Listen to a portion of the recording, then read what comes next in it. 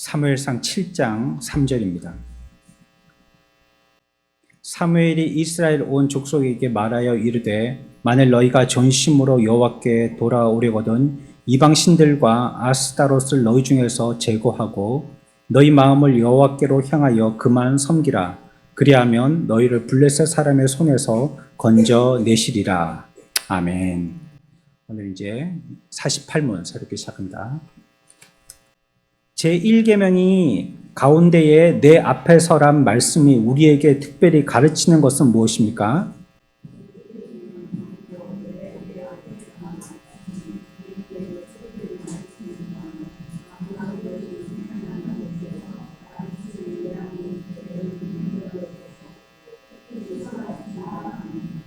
네, 이제 우리가 1계명에서 내 앞에 이런 표현이 있지 않습니까? 그러니까 이 내 앞에 서라는 것이 무엇인지를 좀 이해하는 게 필요할 것 같습니다.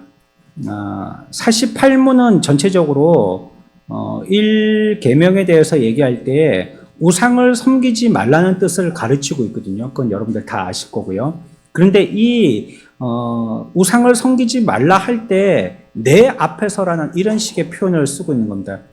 그러니까 이것도 보십시오. 만약에 여기를 칸을 비워서 답을 쓰라고 한다면 이거 여러분들이 정확하게 아셔야 됩니다. 성경은 하나님이 우리에게 기록하여 주실 때 1점과 1획이라고 말씀하고 있거든요. 그게 물론 한국식의 표현이지만 1.1획 정확한 표현을 기억해야 된다는 걸 얘기하고 있어요. 그래서 그냥 무작정 우리는 우상 숭배 안 해야 된다, 하면 안 된다. 이거는 우리가 개괄적으로는 알고 있어야 되지만 표현으로도 정확하게 그걸 알면 그 표현에 대한 뜻을 이해하게 돼서 전체적인 설명을 포괄적으로 더 깊이 알 수 있게 되어지니까 그 단어의 뜻도 아는 것이 중요합니다. 이건 지금 제가 설명하려고 하는 게 아니고 교리에서 설명하는 겁니다. 소율이 문답에서. 목사님하고 문제도 똑같이 냈는데 그렇게 생각하지 마십시오. 이거는 내 앞에서라는 건 교리에 나오는 겁니다. 내 앞에서라는 이 말은요, 나 외에는 이런 뜻입니다. 나 외에 다른 신을 두지 말라. 내 앞에 다른 신, 이런 뜻이겠죠. 내 앞에 다른 신. 하나님 앞에 다른 신을 두어서는 안 된다. 그럴 때, 그러니까 다른 신을 섬기면 안 된다는 걸 갖다가 얘기할 때 내 앞에라는 표현을 쓰고요. 또 하나의 의미는요, 내가 보는 앞에, 이 뜻입니다. 내 앞에는. 비교할 또 다른 대상을 만들거나 아니면 내가 눈을 시퍼렇게 뜨고 있는데 내 앞에다가 우상을 섬기고 이렇게 하면 안 된다는 겁니다. 이 두 가지 의미를 갖고 있습니다. 또 하나를 만들어서도 안 되고 하나님이 살아계신데 우상을 그 앞에 둬서도 안 된다는 겁니다. 그 의미가 내 앞에라는 뜻인데요. 하나님은요, 하나님 앞에 다른 신들을 만들고 위하고 주목하는 것을 싫어하십니다. 루터도요, 말하기를 내가 있는데 또 나하고 나란히 다른 신을 두지 말라. 오늘 우리가 읽었던 이 48문에 대한 주의를 할 때 그렇게 설명을 했어요. 루터는요, 나란히 다른 신을 두지 않는 걸 하나님이 원하신다. 같이 두기를 원치 아니하신다. 이걸 이렇게 번역했다는 것입니다. 그러니까 왜 그렇게 하지 말아야 되냐면 하나님 앞에 뭔가를 둔다는 것 자체를 하나님께서 귀찮아하셔서 그런 게 아니고요. 아니면 하나님 혼자 스폰라이트를 받아야 되는데 이게 관심이 나눠지니까 기분 나쁘셔서 그런 게 아니고요. 하나님은 완전하신 분이시기 때문에 그렇다는 거예요. 그분은 오로지 혼자만 완전하신데 옆에 두었다는 것은 그것도 완전한 것이라는 것을 의미하기 때문이에요. 그러면 세상에 완전한 것이 두 개 있느냐? 그렇지 않잖아요. 그렇기 때문에 그 앞에 무엇인가 완전치 않은 것을 완전한 것 앞에 두어서는 안 된다고 얘기하시는 겁니다. 사실 우리가 표현상으로요, 주일 지킬까, 세상에 돈 벌러 나갈까 이렇게 표현하지만요, 이거는 비교 대상이 아니라는 말이죠. 왜죠? 하나님은 어떤 분이시라고요? 완전하신 분이시기 때문에. 돈은 완전한 게 아니잖아요.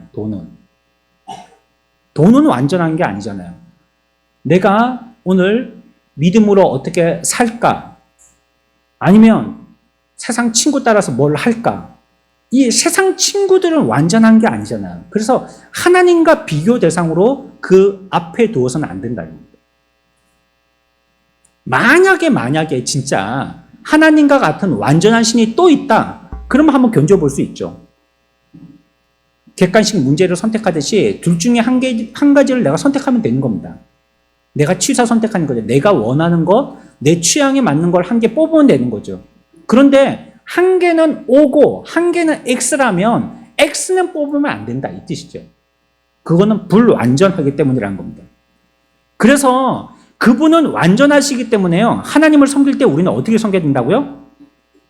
마음과 뜻과 힘을 다해 섬겨야 된다. 그러니까 우리가 우리의 모든 것을 올인해서 하나님을 섬겨야 된다는 것이에요. 세상에 그런 것이 있나요? 그런 것이 없다는 것은 무슨 뜻이죠? 완전치 않다는 뜻입니다. 마음도 뜻도 힘도 거기다가 온전히 쏟아지지 아니할 것을 우리가 알고 있어요. 그래서 그렇기 때문에 온전하게 우리가 거기에다가 투신하지 않아요. 근데 오직 홀로 하나님 되신 그분은 완전하시기 때문에 그분에게는 그렇게 할 수 있다는 걸 얘기합니다. 그러니까 마음과 뜻과 힘을 모두 쓸 수 있는 존재는 또 존재하지 않습니다. 이 세상에. 여호와 하나님 말고는 존재하지 않습니다. 그러니까 우리가 하나님을 섬길 때 마음과 뜻과 힘을 다 쏟아서 섬겨야 된다. 그러니까 하나님을 정성스럽게 섬겨야 된다는 의미도도 우리가 이해하지만 우리가 마음과 뜻과 힘을 다 쏟을 수 있는 분은 오로지 그분밖에 없기 때문이에요. 다른 무엇에는요, 마음과 뜻과 힘을 쏟을 게 없어요. 그러니 하나님을 섬기는 방법으로 이 정도는 섬겨야 된다는 뜻이 아니라는 거예요, 그건. 그분의 완전하심 앞에 우리가 섬겨야 할 도리는 그렇게 섬기는 거라는 걸 얘기하는 겁니다.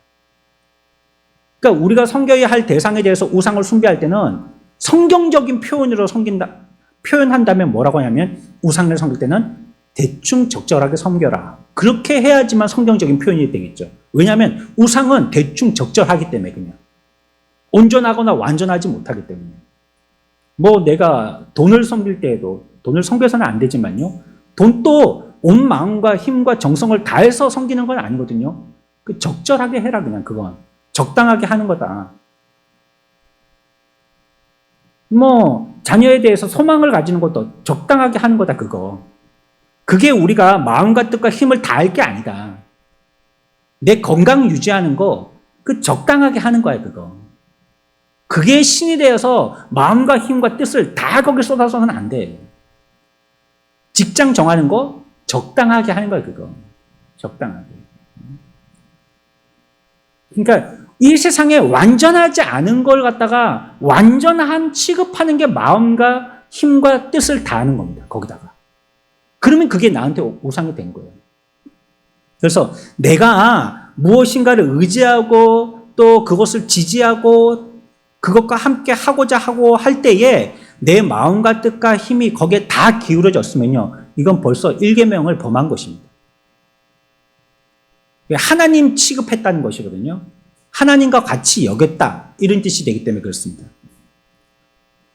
그러니까 다른 것이요. 여기가 만약에 하나님이 계셔야 하는 자리인데 이 자리를 하나님이 계셔야 되는 자리인데 다른 거에게 이 자리를 차지하도록 그 자리를 내어줘서는 안 된다. 그런 뜻이죠. 이 자리에는 하나님만 계셔야 된다. 다른 게 뭔가 침투하고 들어와서는 안 된다. 그리고 또한 이 자리는 하나님만 계셔야 되는 자리이기 때문에 다른 무엇인가와 함께 견주어서도 안 된다. 이런 뜻입니다. 말 그대로 유아독전입니다. 이 세상에 여호와 하나님 외에는 완전하신 분이고 홀로 계신 분이 안 계시기 때문에 그분과 무엇인가를 비교해서는 안 된다는 것입니다. 그게 내 앞에서 이런 뜻입니다. 내 앞에서. 과거의 역사를 보아서 우리가 하나님을 섬기는데 이 일계명에 내 앞에서라는 이 단어를 써서 어떻게 적용해야 될지를 우리가 뚜렷하게 알 수 있게 됩니다. 이스라엘 백성들은요, 그 각자가요, 스스로 하나님을 사랑하고 또 하나님께 충성했습니다. 그리고 또 국가적으로도 외부에서 이스라엘 민족들이 그렇게 하도록 했습니다. 지금도요, 유대인들의 민속 음악은요, 예전에도 부르던 그런 어떤 종교적인 색채가 짙은 여호와 하나님을 찬양하는 음악들이거든요. 우리나라 뭐 민속 무용 뭐가 있겠습니까? 뭐 학춤도 있고 뭐 부채춤도 있고 뭐 탈춤도 있고. 그런데 또 우리가 무형문화재처럼 우리의 전통 춤이라고 하는 게 또 승려들이 추는 춤도 있거든요. 그러니까 항상 문화에는 종교가 깃들어 있단 말이에요. 어느 나라든지 문화에는 종교성이 깃들어 있단 말이에요. 그럼 뭐 저런 유럽 같은 데 가보십시오. 가갖고 보는 게 뭡니까? 거의 다가 뭐 성당이고 교회지 않습니까? 뭐 오랫동안 짓는 성당, 뭐 어마어마하게 멋지게 지은 성당들, 뭐 이런 성당을 어떻게 지었지, 이런 교회를 어떻게 지었지, 이런 것들 구경하고 오고 그러지 않습니까? 그리고 노래들도 그렇고요. 그런데 이스라엘은 민족 자체가요, 그 민족 자체를 하나님께서 하나님의 백성으로 택하셨기 때문에 그 나라 자체를 그냥 하나님이 그냥 완전히 삽으로 뜨듯이 전체를 다 하나님이 택하신 거거든요. 그렇기 때문에 그들 민족들도 그들의 문화 속에 스며 있는 것이요, 전부 다 종교적인 겁니다. 하나님을 찬양하는 겁니다. 그래서 우리나라처럼 뭐 명절 되면 판소리 부르고 뭐 강강술래 노래 부르고 그런 게 아니에요. 뭐 아리랑 부르고 그런 게 아니에요. 전부 다 여호와를 찬양하는 노래를 부릅니다. 다 가사가 그렇습니다. 그리고 앞에서 그 찬양을 인도하는 사람들은요, 뭐 앞에 조용필이 나오는 것도 아니고, 조용필 여러분들 모르시죠? 옛날 사람 있습니다. 조용필 나오는 것도 아니고, 뭐 그다음 뭐 박진영이 나오는 것도 아니고, 뭐 노래와 춤을 잘 추는 뭐 여기 그 젊은 아가씨들이 나와서 춤추고 그러는 것도 아닙니다. 랍비들이 나와서 합니다. 랍비들이 긴 수염 기르고 머리에다 호빵 모자 쓴 랍비들이 나와갖고 찬양을 노래를 인도합니다. 그러면 앉아갖고 사람들은 그냥 박수하면서 막 우리처럼 막 어깨를 등실등실하면서 막 춤을 추고 그러는 겁니다. 그 나라 자체가 그랬어요. 그러니까 나라 자체가 그런 나라다 보니까 개인적으로도 그렇게 하나님의 말씀을 따르려고 했고, 나라도 이게 하나님이 택하신 나라라고 그들도 믿고 있기 때문에, 그래서 나라도 백성들을 통치할 때 그런 식으로 종교적으로 통치를 했었던 것입니다. 그래서 이스라엘이라는 나라는요, 좀 특징이 있는데, 이 나라는요, 국가이면서 동시에 교회입니다. 그 나라가요, 유대 나라가요. 종교적으로 하나가 되어진 나라는 굉장히 응집력이 강하거든요. 우리나라가 이처럼 사분오열이 되는 이유도요, 종교가 하나가 아니기 때문에 그렇습니다. 우리가 만약에 기독교로 하나가 됐다, 그러면 이렇게까지는 아닐 겁니다. 이렇게까지는. 보면 종교로 하나가 되어진 나라는요, 국가 위에 종교가 더 있어요. 이게 이제 부정적으로 설명드리는 건데요. 그래서 국가에서 정치하는 정치인들 위에 종교 지도자가 끝발이 더 세요. 그래서 그 사람이 무엇인가를 하다라고 명령하면 밑에 있는 종교 지도자들은 그냥 거기에 대해서 예스 할 수밖에 없는 그런 위치에 되어 있어요. 굉장히 응징력이 강해요. 그래서 그들은 전쟁을 할 때도 그냥 우리 나라를 지키기 위한, 우리 후손들을 지키기 위한, 우리 땅을 지키기 위한, 우리를 적대하고 공격했으니까 우리들도 반격하기 위한 그런 전쟁이라고 얘기하지 않습니다. 무슨 전쟁이라고 그래요? 이거는 신과 신의 성전이다, 이렇게 얘기합니다. 성전. 영적인 전쟁이라는 거죠. 그리고 사람들에게 얘기하니까요, 그 사람들이 전쟁할 때 그냥 총 맞아 죽더라도요, 그걸 순교로 여기는 거예요.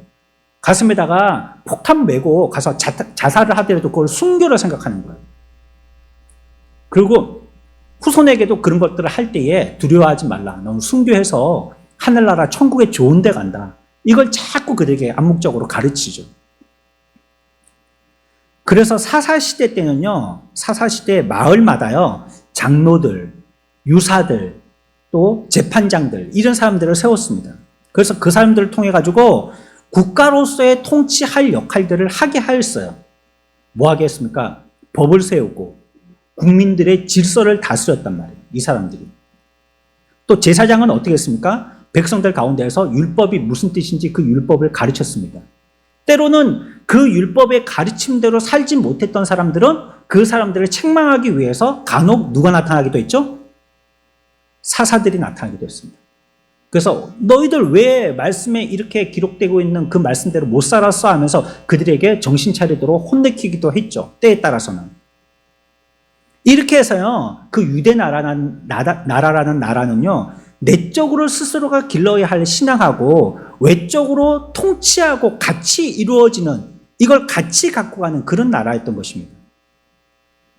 그래서 백성들도요, 마음으로 하나님을 사랑하고 또 순종하고 또 관원들도 우리들에게 가르칠 때 별 세 개를 얘기하는 것이 아니고 우리가 이전에 배웠던 거, 우리 부모나 우리 선생님으로부터 배웠던 것 갖다가 똑같이 가르치면서 통치를 하니까요, 그 말씀을 따라서 잘 순종하였던 것이죠. 그러니까 나를 가르치는 어떤 내적인 것하고 내 밖에서 국가가 가르치는 외적인 것하고 이게 통일이 되다 보니까 여기에 지도를 잘 따르고 순종하는 나라가 유대 나라인 것입니다. 그러니까 이 두 개가 같이 갈 때 나라가 항상 안녕이 있었죠. 나도 마음으로 순종하고 나라도 그와 같은 통치를 하고, 그런데 이 둘 중에 하나가 잘못될 때요, 내 개인이 그와 같은 말씀이나 율법에 불순종하거나 아니면 왕이 삐딱한 왕이 나타나가지고 제대로 하나님의 통치대로 통치를 못한다든지, 그러면 나라가 이제 흔들흔들하는 거예요. 어떻게든지. 그리고 아예 둘 다 잘못됐을 때는 이제 그건 망하는 거고, 나도 하나님을 의지하거나 순종하려고 하지 않고 나라도 다스릴 때 그런 믿음을 가지고 그런 통치 방법으로 통치하지 않고, 그러면 이제 그 나라는 망하는 거죠. 그 세대 때는 망하는 것이 되는 것입니다.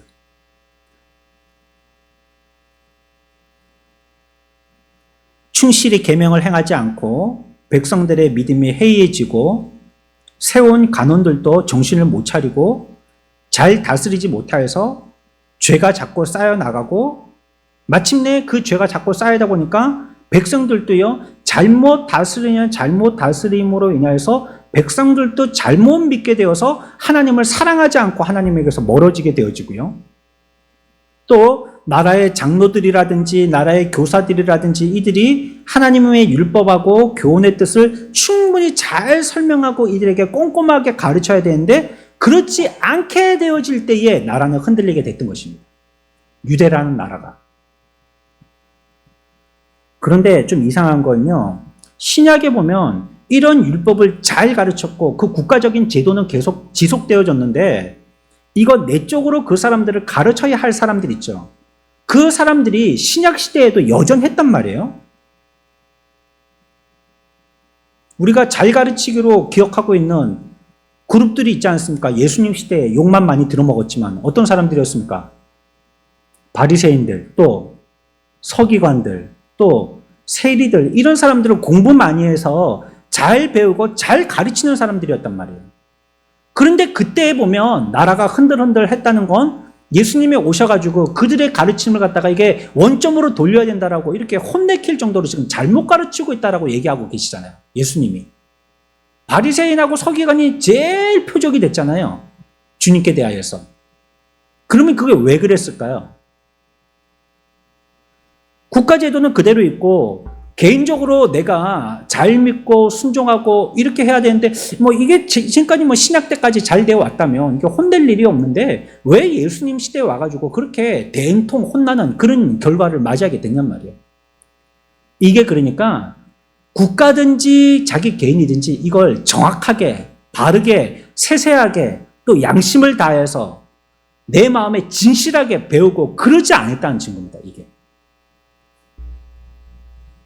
그렇게 해서 그 사람들의 마음도 내가 그래야지 하고 진실로 받아들이고 또 외부적으로도 통치를 할 때 그와 같은 진실한 하나님의 통치법을 갖고 통치하고 이래야 되는데 제대로 못 가르치니까 이제 그게 어떻게 되느냐, 이렇게 되는 겁니다.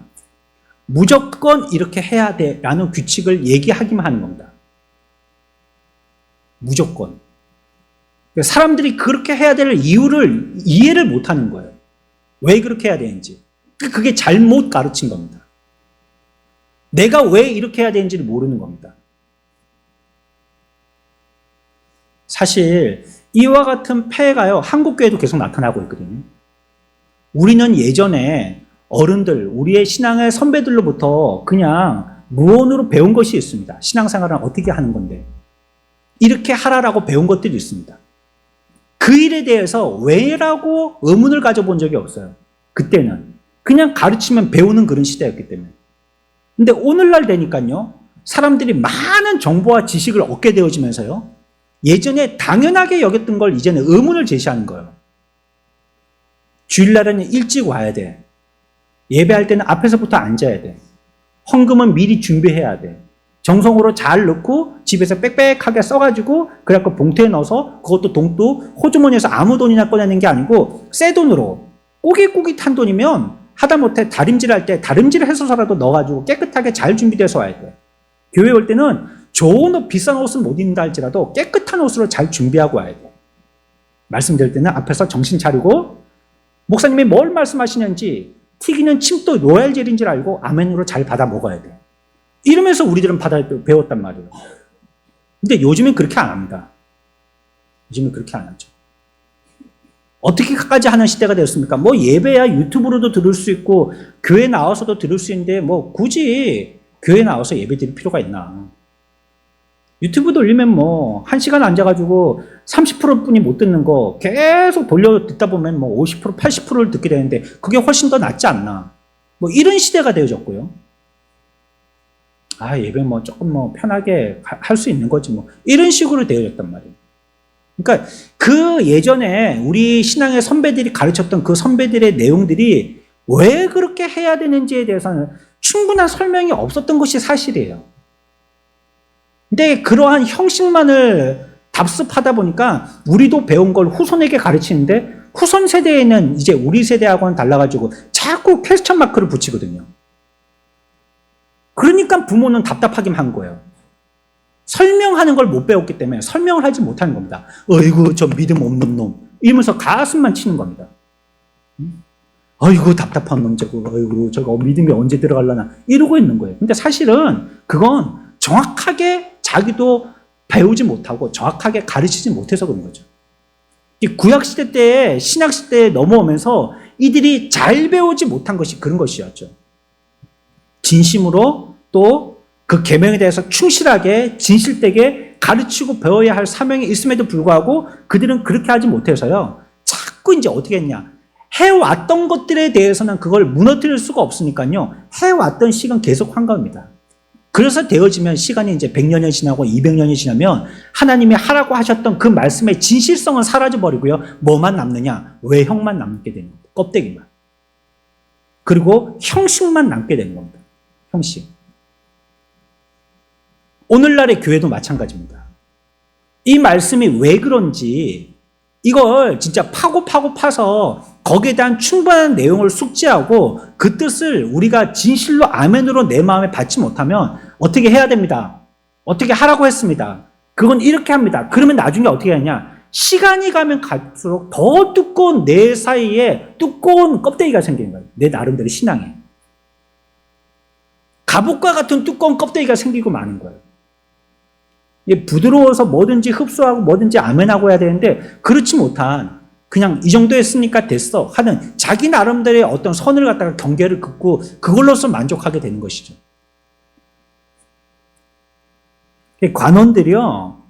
그 사람들의 마음을 살펴가지고 하나님의 율법과 교훈을 잘 깨닫는지 이런 것들 여부를 잘 살폈어야 됐고 그렇게 해서 그렇다면 이렇게 행동하도록 해야 돼 라고 설명을 했었어야 되는데 그렇게 하지 않았다는 거예요.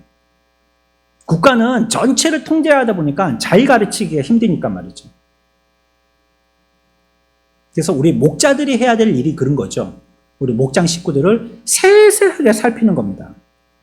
이들이 어떤 생각을 갖고 있고 무슨 마음을 먹고 있고 어떻게 하려고 하고 있고 자꾸 위에서 기도하고 살펴보고 이런 걸 자꾸 해야 되는 거죠.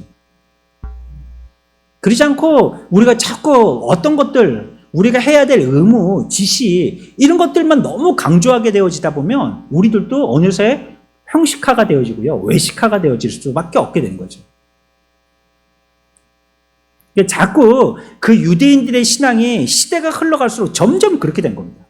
점점 그렇게 만들어진 거예요. 그러니까 마음으로 양심으로 가르치고 섬기지 않고 자꾸 무엇인가를 갖다가 세우기 시작하는 겁니다. 이게 그들이 마음으로 수긍하고 따라가지 않는다는 게 느껴지니까 자꾸 세칙 같은 걸 만들더라는 거예요. 하나님은 그렇게 많은 세칙을 주신 게 아닌데 뭐 계명 10가지면 10가지 이거 딱 주시고 말았는데 사람들이 이걸 진심으로 전심으로 마음으로 잘 가르치지 못하다 보니까 사람들은 행동으로는 옮기도록 하긴 해야 되겠고 싶으니까 자꾸 뭔가로 규칙을 더 만드는 겁니다. 이렇게 할 때는 이렇게 하라. 그래서 나온 말이 뭐냐면 신약에 나오는 장로의 유전이라는 말이 그런 말입니다. 장로의 유전은 성경에서 가르치는 바른 가르침이나 교훈을 얘기하는 것이 아니고 그것을 바르게 가르치지 못하는 사람들이 그 형식은 갖추도록 하기 위해서 만든 세칙을 얘기합니다. 구전적인 법이죠.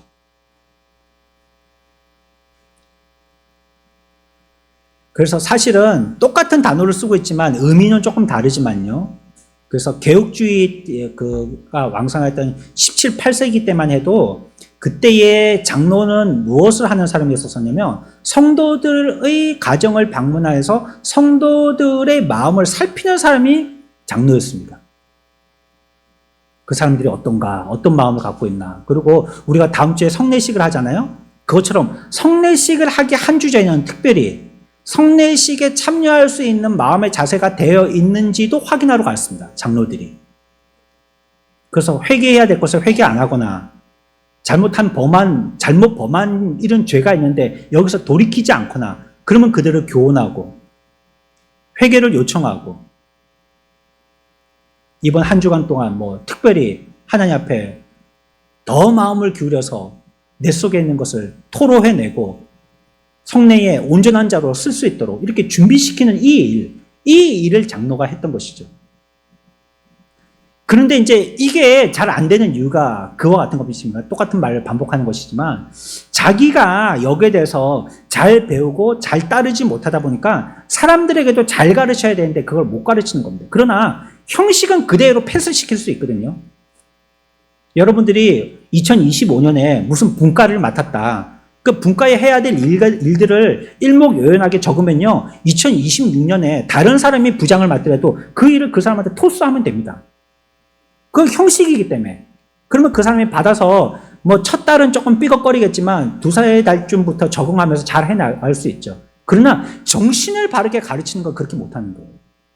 내가 그런 사람이 되어서 그런 말씀을 가지고 그들에게 가르치지 않으면요. 내가 얘기할 수 있는 한계라는 것은 이거 해라 저거 하지 마라 뿐이 못하는 겁니다.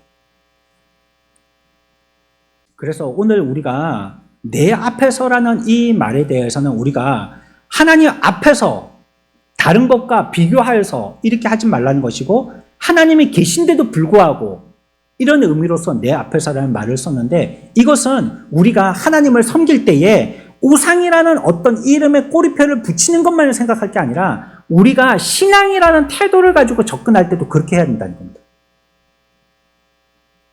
이게 외식적이 되거나 보이지 아니하는 어떤 것에 대해서 우리가 주의하지 않고 뭔가를 또 다른 걸 놔둬가지고 우리가 하나님을 섬기는데 그걸 그냥 외식적인 그냥 그들이 장로의 유전과 같이 바리새인과 서기관들과 외형적인 것만을 가르치는 이런 것만을 가지고 예수님을 섬기게 되어진다면 그것은 하나님 앞에 내 앞에 또 다른 것을 세우게 되어진 바른 배움이 못 된다는 것입니다. 이 시대를 살고 있는 우리들이 하나님을 믿는 것은요 취미생활하는 게 아니라고 말씀드렸고요. 이거는 우리가 십자가의 길을 같이 가겠다라고 하나님 앞에 고백한 걸음을 가는 거기 때문에요. 우리가 이 말씀의 도리와 분명하고 정확한 데에서 한치의 오차도 생겨서는 안 될 것입니다. 말씀이 그런 것처럼요.